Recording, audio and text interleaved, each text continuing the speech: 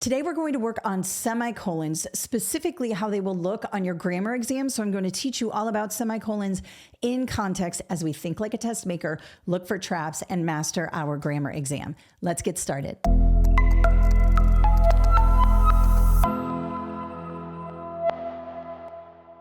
So if you are taking any type of writing or grammar exam, ACT, SAT, GKT, GRE, Praxis Core, any sort of exam where you're going to have to decipher grammar questions, you will be assessed on the use of the semicolon, and you'll probably get anywhere from 2 to 3 semicolon questions. So it is a complex punctuation mark. It's one of my favorites, and there are some rules you can remember and some strategies you can look for on your exam. So let's hop over to my test questions so I can teach you this in context. All right, so right away, if I see something like this, and it may be differently set up, like you may have underlined portions or whatever, but I can see that this right here is the part that they are asking me about here. And right away, my eyes go to this semicolon here.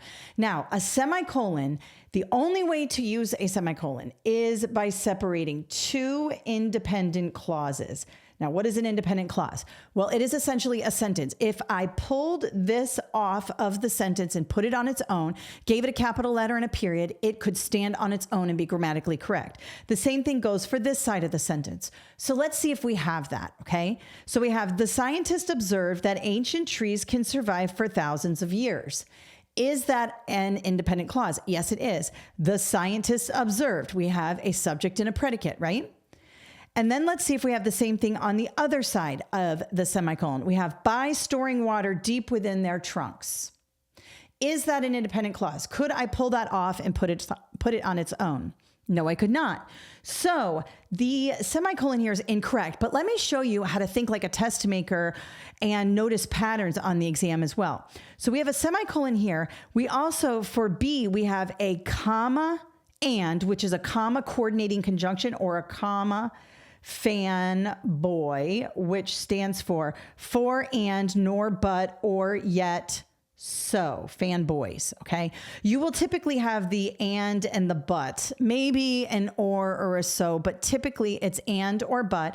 So when you see a comma plus and, or comma plus the but, or the nor, or for, or so, or yet, that is basically a semicolon. A semicolon equals a comma fanboy. So I'll just put comma and here. Okay.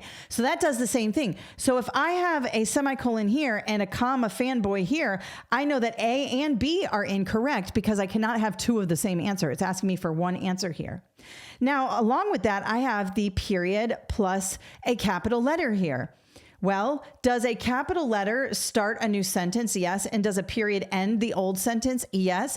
This essentially does the same thing. A semicolon equals a period, capital letter, right? So C is out because A, B, and C all do the same thing. They separate independent clauses. And in this case, by storing water deep within their trunks is not an independent clause. But if you see that pattern, be on the lookout because the one with no punctuation will be the correct answer, okay? So two things happening here. We have to understand how to use a semicolon, but we can also use this 3-to-1 strategy where 3 of the answer choices are the same thing, or do the same thing, or imply the same thing, depending on what kind of test you're taking. And we can immediately eliminate those and zero in on the one that is different.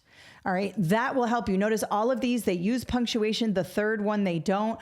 When we are thinking like test makers, to be strategic, we want to be looking for those patterns as well. But beyond that, if we want to be good English majors or good grammarians, which I'm sure all of you are very concerned about, we want to make sure that we have an independent clause on one side and an independent clause on the other. That is the only way to use a semicolon unless you're doing complex lists, which typically will not be on your grammar exam, right? Let me show you another way that we separate independent clauses here. So let's have a look at this sentence.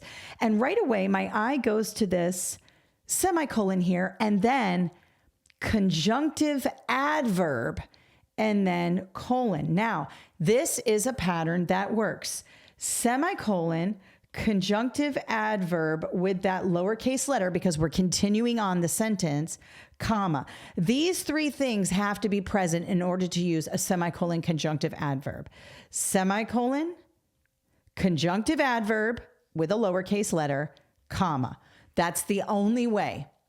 Now, let's have a look and see if it meets the other criteria, which is an independent clause on this side of the semicolon and an independent clause on this side of the conjunctive adverb and comma, okay? Because we still have to have independent clauses on both sides of the semicolon.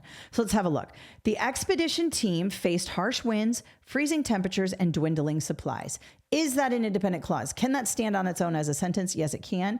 It has a subject, the expedition team, and a predicate, faced harsh winds, freezing temperatures, and dwindling supplies. Complete sentence there. Now, after this conjunctive adverb, let's have a look and see if they continued their climb toward the summit is an independent clause. They, subject, continued their climb toward the summit is the predicate. Full sentence there. That is an independent clause. So we have all the makings of a proper sentence here. Independent clause, semicolon, conjunctive adverb with a lowercase letter, comma, and then the other independent clause, period. Check, check, check, check, check. No change is necessary. Let's discredit B, C, and D here. We have and, however. We would not use that. We would not use and, however here, comma, and, however. Remember, we only use the semicolon conjunctive adverb, comma. This and here is too much. Cross it off. C, supplies and then no punctuation. This would make it a run-on sentence, so C is out. And D, supplies, comma, however. Remember, the comma is weak punctuation. It needs something to separate two independent clauses. You cannot just have a comma and an independent clause on one side and an independent clause on the other. This becomes a comma splice and it's incorrect. It does a run-on, right? If you want to separate two independent clauses here, you have to have the fanboy, the and, the thing that I talked about before, the and, the but, the so, the or, the yet, the nor, the for. Those are the coordinating conjunctions you can put after the comma to separate two independent clauses here. However, because we have this however here, that's a conjunctive adverb. You have to have the semicolon conjunctive adverb, comma. We would not use that fanboy. So D is out. So making A the correct answer. Don't be afraid of no change. I know a lot of people are hesitant to choose no change because the job of the test is to test your grammar and you're supposed to be correcting things.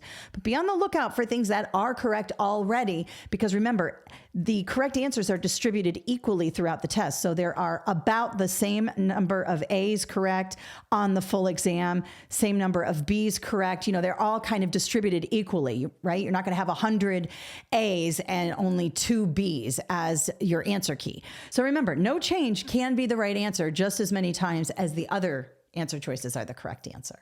All right, so that is it regarding our grammar session today. Now let me show you where to get some resources. I currently have a Praxis Core teacher certification course, and the writing covers the grammar and the essays and all of that. So you may be struggling with that, or you might be a high school student working on your SAT, and I have an SAT course that is fantastic. So let me show you where to get both of those. All right, so if you're looking for the Praxis Core, just head on over to KathleenJasper.com. You'll see we have a sign-up form here. You can get 10% off right away, but if you go over to study guides under Praxis Core here, this is our Praxis Core. Now you can buy the entire thing, or if you're just working on the writing portion, which is the grammar, multiple choice, and also the 2 essays, I have a book for that.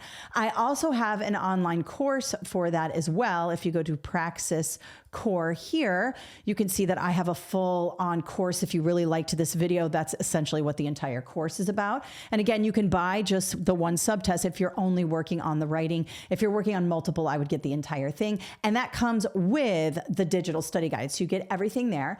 Now, if you are someone who is working on your SAT, I have a lot of free prep on KMJ Learning right here. And if you go under free prep, you will see you can download these practice tests, and there's a ton of grammar practice, also reading comprehension that you will need for the reading and writing section of the SAT. And then beyond that, I have an SAT online course that covers everything. It's the whole shebang if you are looking for SAT prep. All right, so that's it for today. Let me know if you have any questions in the comments below. It will be my pleasure to help you. Keep working on that grammar. And remember, grammar is a lot like math. There are rules. It's not just willy-nilly, oh, this is where I feel like a comma should go. No, there are specific rules you need to have in order for it to work. So if you're a math person and you think, oh, grammar's not really my thing, it actually is when you start digging in and understanding the rules and the mechanics of it all. And I'm here to help you. Let me know if you'd like more grammar videos, and it will be my pleasure to post some more. Thank you so much and have a great day.